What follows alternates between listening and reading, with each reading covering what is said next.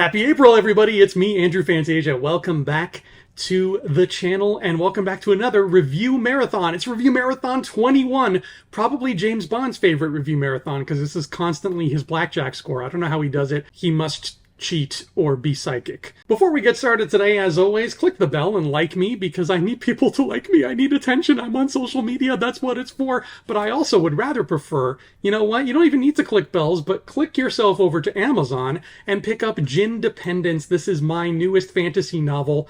It was written by me. That's my name there. And you can get it on Amazon in hardcover, in paperback, in ebook. It's also available on Kobo. If you're a Kobo kind of person, then you can go Kobo with this. Gin Dependence is my newest pride and joy, and I love it to pieces. And if you have a fantasy fan in your life, they will love it too, because it's the story of a djinn who gets freed from his lamp, and now he has a midlife crisis when he realizes he has no idea what kind of life he wants for himself. So check out Gin Dependence now on Amazon and Kobo, and get a copy for your very own. I'll put a link in the description below. I love doing my review marathons, and I'm very excited because this one, Review Marathon 21, I got to watch a bunch of films. Between the months of January and March 2026, I got to see 42 movies I have never seen before. And as our rules stipulate, they have to be films I've never seen, but they also have to be at least 1 year old at the time that I watch them. And I got to get 42 chalked off my list, which is a nice, big, juicy number. A lot of that has to do with the fact that I'm currently taking a university course that is asking me to watch some older movies. So there was a little bit in there that helped out, but I'm very happy with this number. And I'm also excited because of a little challenge I'm going to give all of you at the end of the video. But stick around, we'll talk about that later. In the meantime, let's get started. Let's see how quickly we can go over these 42 films and what I thought of them. It's marathon time, baby. Buckle in. Let's get started. 10 Things I Hate About You. Okay, if you insist, here are 10 things I hate about 10 things I hate about you. Number 1, Allison Janney was criminally underutilized. Number 2, the writers made Julia Stiles' character too clever by half and it wore thin real fast. Number 3, the characters seem able to pull off miraculous feats really easily, including breaking into other people's lockers and somehow calling in a favor to get a popular band to play at their prom. Number 4, in the poem she reads, I'm pretty sure she listed more than 10 things. Number 5, it takes almost 90 minutes for somebody to bring up Heath Ledger's accent. Number 6, the paddle boat scene. Number 7, the paintball scene. Number 8, yeah, I'm still mad they did Allison Janney dirty like that. Number 9, like I mentioned on this channel before, I find it real hard to care about the problems of beautiful white teenagers when their houses are palatial, the high school they attend is literally a castle on a hill overlooking the ocean, and the place where they have their prom looks like the Palace of fucking Versailles. I can't think of a 10th thing, so let's be positive now. The best character by far is Mr. Morgan, the English teacher. More of him, please. 42nd Street. Thanks to the newfangled contraption that was the motion picture, musicals were a big part of cinematic life in the early era, a visual Vaseline to lube up audiences for this scary new medium. But 42nd Street ain't like the other movie musicals I've seen. It spends most of the time focusing on the ugly side of what happens while trying to make a musical. Sure, there's some comedy and romance in there, but mostly it's just harsh working conditions, rampant sexual harassment, and people pushing themselves past their own medical and mental limits. Until the end, when the cast puts on what might be one of the most beautiful, elaborate stage performances I've ever witnessed, even if I wasn't witnessing it live. It begins by spitting in the face of the genre's grandiosity and ends with something fiercely grandiose. Pretty neat stuff. Alien Nation. I think my life will forever be split between before I knew this movie existed and after. It's a story that's as old as the Hollywood Hills in which it was filmed, but God, is it ever fun to see a grumpy-ass James Caan team up with Mandy Patinkin in full alien makeup for a rousing reminder of the importance of community and the dangers of bigotry. And it's all set against the backdrop of a cool, gritty 80s cop thriller. A few more fleshed out plot points and better villains would have bumped this up to a full 5 stars, but I still really like Alien Nation, and I will throw hands with anyone who says otherwise. The Anderson Tapes. Whenever I see Sean Connery in front of the camera or Sidney Lumet behind it, I know I'm going to be in some of the most flavorful country imaginable. The Anderson Tapes has both. And yes, you probably know by now since this is our 21st rodeo, but I am cripplingly obsessed with 1970s New York City. The more of it I can see in a movie, the happier I become. The Anderson Tapes is set and shot on location there, with a lot of the action taking place at the Convent of the Sacred Heart on the Upper East Side. I was just a stone's throw from there when I was visiting a Ghostbusters 2 location at the Jackie Onassis Reservoir. Anyway, this is a terrific little heist movie which includes, among other amazing things, an introductory credit for Christopher Walken. This is the motion picture that introduced Christopher Walken to the world. It's our 4th movie of the marathon, and honestly, it feels like we've already peaked. Anora. Oh wait, maybe now we've peaked because Anora is freaking rad. It's a long movie and there's a lot of setup off the top, but once it gets going, you're looking at something that feels like all of the best parts of The Sopranos and Succession thrown into an Eastern European blender. Without spoiling anything here, halfway through, Anora becomes a road trip movie, and those 4 characters in that vehicle are so mesmerizing that I found it virtually impossible to pick a favorite. I want 4 more movies with them. Hell, forget that. I want a 5-season, 22-episode format sitcom with them. They are the greatest comedy quartet in history. As if that weren't enough, the director said he based his cinematography on The Taking of Pelham 123, so yeah, I'm in love with this. Bad Lieutenant. I was stoked for this because it's more New York goodness. Heck, this is 1992, so we're looking at one of the last few gasps of that authentic city before it all changed. But Bad Lieutenant spends less time on the streets and more time inside moody, red-tinged crack dens, because Harvey Keitel's main objective in this film is to do all of the drugs ever, and then find some more drugs and proceed to do those. If you love 4-minute-long shots of someone just prepping a heroin needle, then I'd like you to meet your favorite movie. It's a really cool character study, and it feels like something Scorsese would have made, but there's only so much cocaine snorting and vein puncturing I can take. I think a better title for this could have been Druggy Drugs 2, Hooray for Drugs. Best in Show. In honor of the now late, always great Catherine O'Hara, I decided to take a look at this, and I was hooked from minute 1.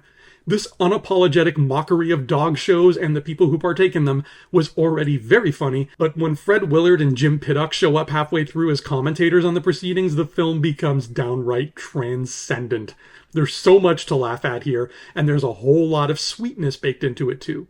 You know it's a good sign when you miss half of the dialogue because you were too busy cracking up at the other half. Casino Royale 1967. For me, the batting average of those wacky Zucker or Wayans Brothers comedies is a little hit and miss. Casino Royale 67 is a precursor to that, spoofing the James Bond formula back when the James Bond formula was relatively new. One might even argue, too new to spoof just yet. To say that this crawled so that Austin Powers could run is an understatement. The psychedelic set design was very enjoyable, but other than that, this is not a very fine motion picture. Chicago. 14-year-old me used to watch the Academy Awards religiously and was very angry when his favorite film of the year, Lord of the Rings: The Two Towers, didn't take home the Oscar for Best Picture. Instead, the whole night was all about the musical Chicago, which was nominated for a buttload of trophies and took home 6. I finally sank my teeth into it, and holy jumpin' Jesus, Chicago is so friggin' cool. I haven't seen a truly great musical for a long time, and this finally scratched that itch, with wall-to-wall bangers and directing that takes full advantage of the film medium to pull stunts that can't be pulled live. I couldn't tell you what my least favorite song in Chicago was, but I can guarantee that it is still 10 times better than the best songs in the last 8 or 9 musicals I've seen. This is incredible, and I think it earned every one of those Oscars. The Fanny Awards are still better, though.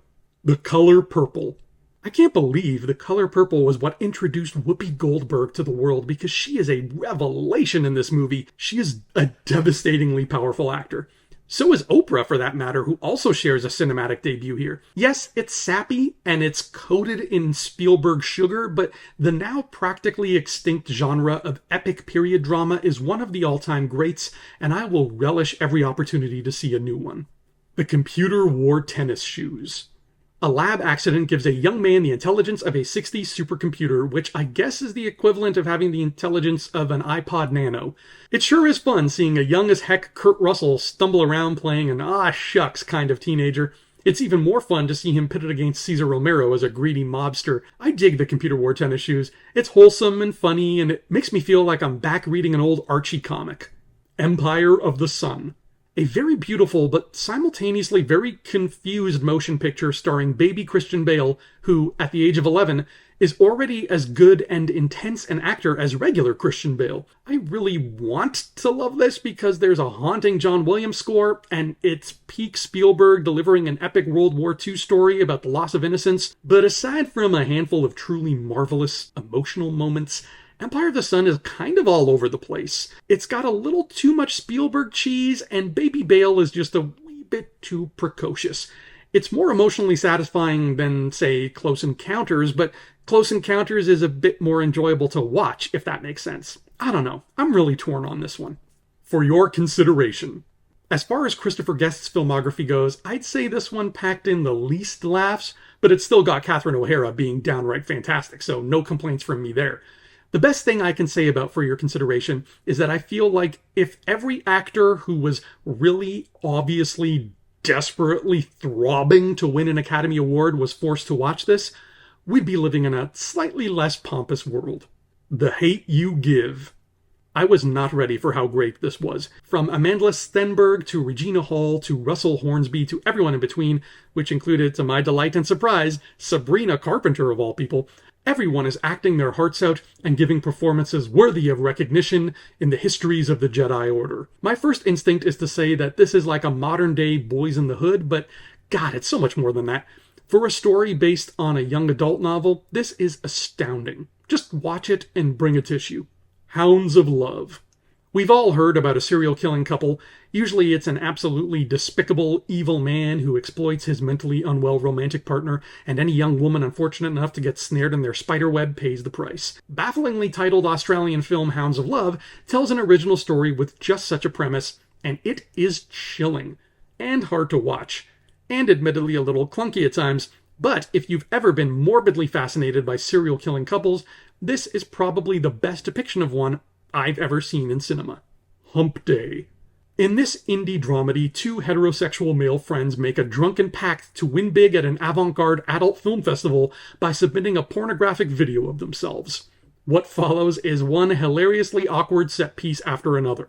Hump Day started off slow, but ended outstanding with some unbelievably cringe-worthy scenes handled in the most realistic way you will ever see. There's a kind of Jim Jarmusch voyeurism to the way that this was filmed that really adds to the experience. Watching these two guys struggle to follow through on their dare is like watching the world's most entertaining train wreck. Invasion of the Body Snatchers. This intelligent and very political sci-fi must have taken the world by storm back in 1956 because since then they've remade it 3 times. I've already seen the 70s one with Donald Sutherland, but I think I like this one a little better because the black and white and the 50s setting make it feel like a Twilight Zone episode. There was also a lot of influence on Halloween 3 in here, which I appreciated. The logistics of how the pod people spread is still incomprehensible, but this is a good time. Go see it at the drive-in with your best gal or best guy, then park at Makeout Point for a bit. You're welcome. It's What's Inside. Going blind, oh my dear sweet lord, approach this in full Stevie Wonder mode. Trust me, how fun, how unabashedly fun It's What's Inside is. Stylish debut directing with pitch-perfect rhythm combined with a sardonically devilish modern remix of classical music makes this whole ride feel like it's been cobbled together by Swiss clockmakers in some secret monastery where everyone's tripping on just a little bit of acid. Just enough to give their work a bit of kick. It's What's Inside is beautifully bonkers. God damn, I watched it back on February 1st and I'm still spinning from it. Ju-on the Grudge. The early 2000s Teletoon adult animated series Undergrads contains a quote that sums it up flawlessly. Ghosts are scary, guy. The vengeful spirits in Ju-on the Grudge certainly are scary, but they're also hella iconic. Even a quarter of a century later, Kayako and Toshio remain horror movie staples, and it was really neat getting to finally see the movie that rocked them into supernatural stardom. It took my brain a minute to adjust to the film's haphazardly non-linear narrative, But once I was in, I was all in, baby. Long legs. A 1990s setting now qualifies as period, and if that wasn't enough of a bummer, I did not particularly care for Longlegs. On paper, the concept of an FBI agent hunting an occult-obsessed serial killer in my childhood decade sounds totally tubular, but the final product is a strange, albeit beautifully shot, potpourri of disparate ideas that feels more like a jumbled mess of neat concepts than it does a coherent story. At the end of it all, I just failed to see the point. The Mask You Live In. A very moving educational documentary about masculinity, both the good kinds and the not-so-good kinds. It's a chilling first-hand glimpse at the damage that can be done to boys and young men who neither have nor are taught to be positive male role models. It's very eye-opening, especially for anyone who works with young people or has children in their life. Messiah of Evil. A surreal picture about a beautiful woman searching for her missing father in a seaside town infested with zombies. And they're not really zombies, they're cannibals who worship a 100-year-old moon cult or something. This was written by the same team that wrote Indiana Jones and the Temple of Doom, but it was definitely not written by the same drugs that wrote Indiana Jones and the Temple of Doom. It's shot beautifully, though, with a lot of visually striking cinematography, particularly in the movie theater scene. Most of the action takes place in an art studio full of off-kilter paintings that infuse everything with a Technicolor German expressionist aura that's very pleasing to the eyeballs, even if the murky story isn't exactly pleasing to the soul. A Mighty Wind. It was already hard enough to watch Planes, Trains, and Automobiles with a dry eye, but attempting to do so since the death of John Candy is damn near impossible. Well, A Mighty Wind has become that for Catherine O'Hara. Despite this being another roaringly funny mockumentary, though not quite as devilishly good as Best in Show, O'Hara and Eugene Levy's character arcs throughout this motion picture is one of the sweetest things you will ever see. The way O'Hara plays a certain awkward moment with nothing but a few expressions really cements just how great she was. Moon of the Wolf. Ironically enough, seeing as how the titular werewolf is quite the carnivore, there is very little meat on the bones of this ABC movie of the week. At a stunningly brisk 75 minutes long, Moon of the Wolf trims all the fat and tells a simple werewolf tale set on the Louisiana Bayou that kinda just feels like you're watching an episode of Kojak most of the time, but that's not even a complaint. Moon of the Wolf is totally, utterly okay.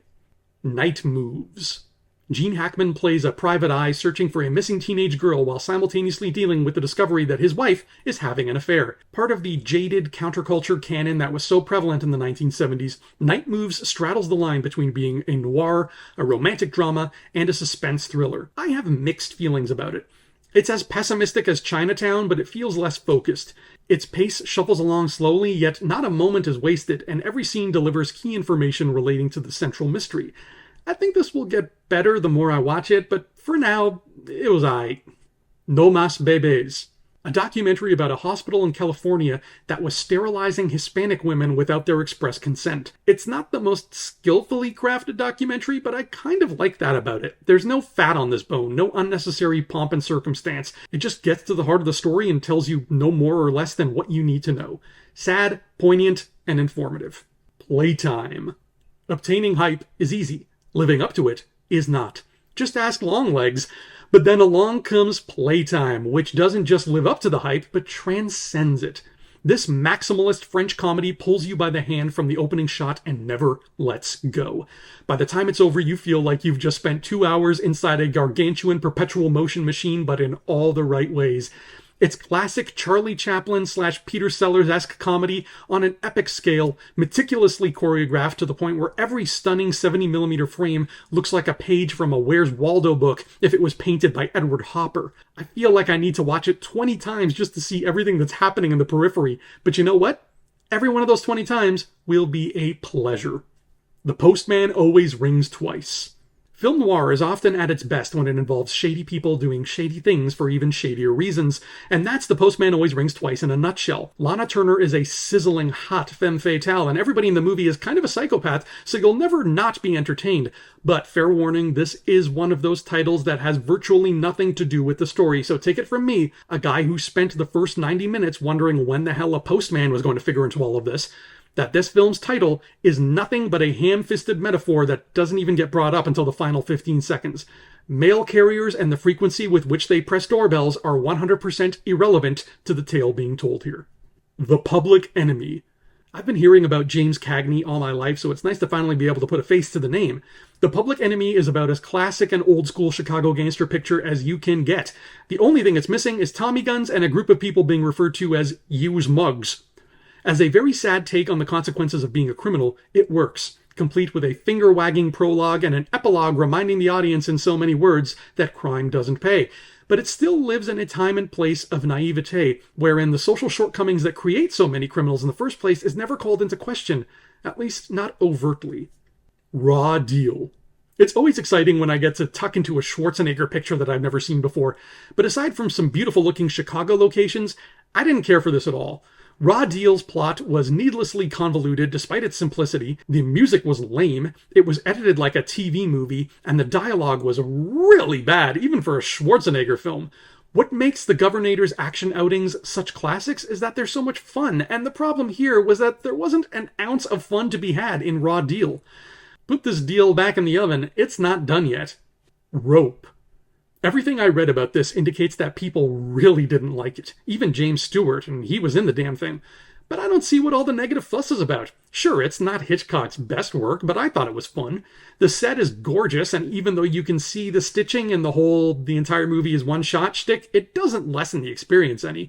What did ring flat was the motive for the murder. It was so weak that I thought I'd missed something, or that the movie was withholding some crucial information that would be revealed later in some third-act twist.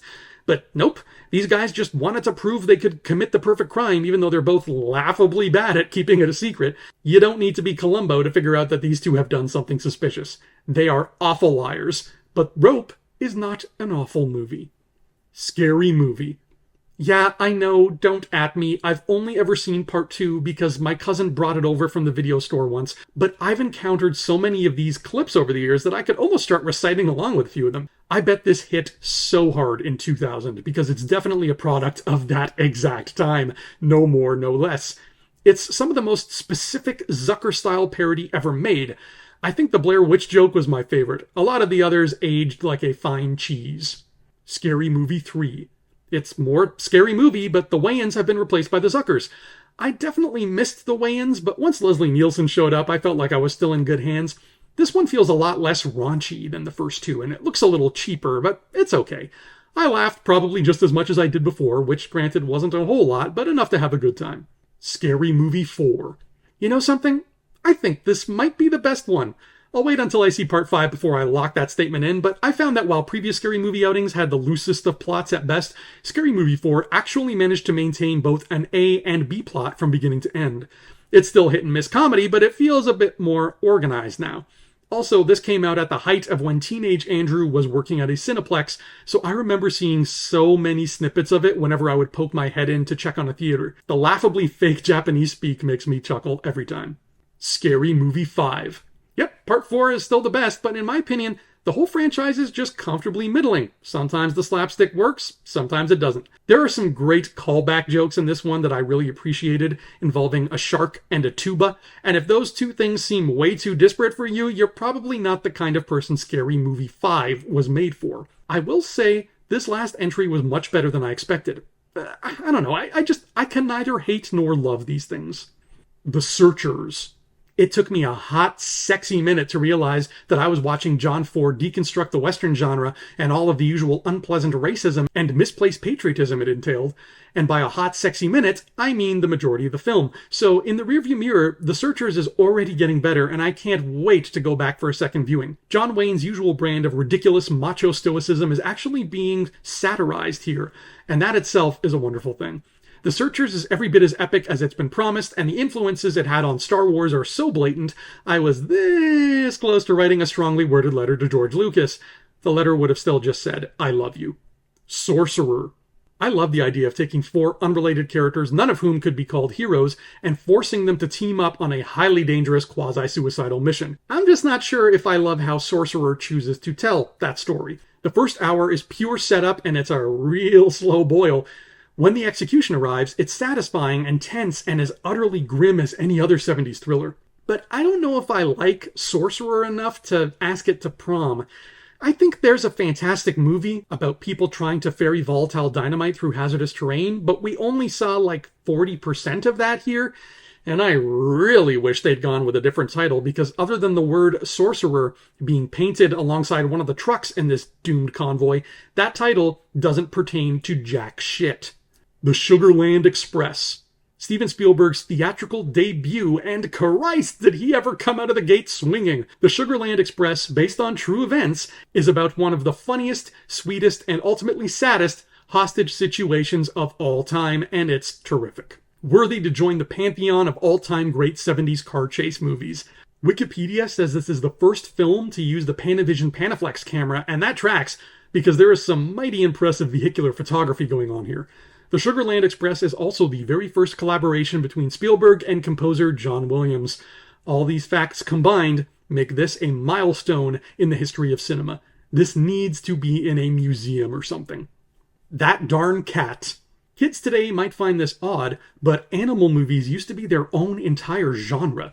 As someone who's never had a pet, I tended to avoid them. I figured they were made for pet people, the kind of people who would watch a French poodle outsmart burglars or something and say, "That reminds me of my foo-foo." So I actively avoided all of the Air Buds and Homeward Boundses of the world until That Darn Cat was recommended by my friend Ben.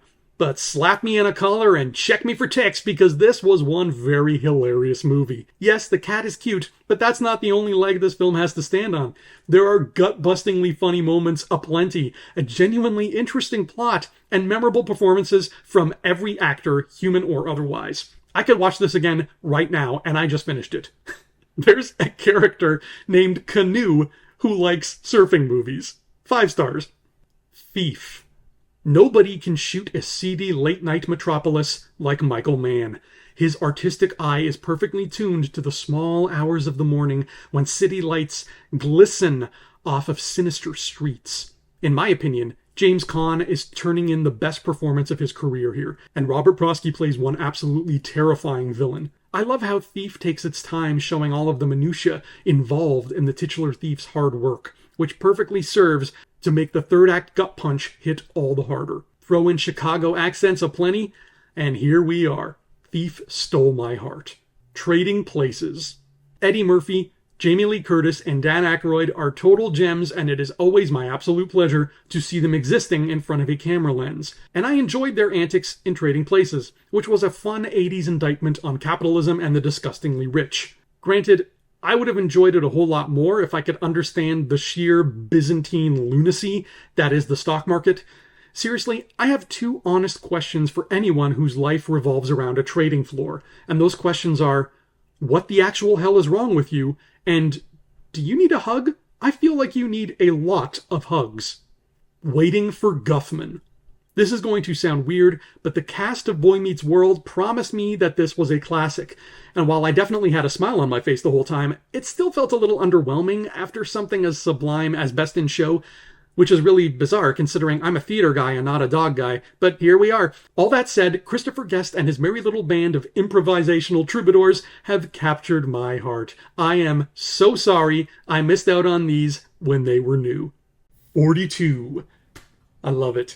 I'm very pleased with this review marathon. We're already off to a much better start than we were last year, because last year I was a little bit too busy to be watching 42 movies, but this year things worked out okay. Now, though, it's time to turn things around on you. Next review marathon will be the 22nd one, so to celebrate that arbitrary number, I am challenging everyone watching this to do something for me. You have to watch at least one movie you've never seen before that is at least a year old from the time you watch it.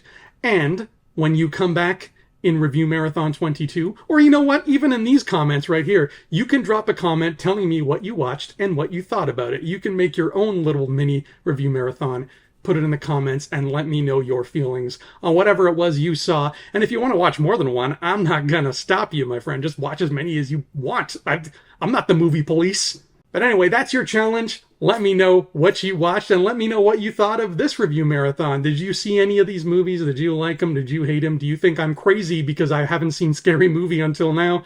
You're probably right. In the meantime, I will continue on my merry way to watching some more, and I'll see you all back here in July for Review Marathon 22. Until next time, my friends, adios.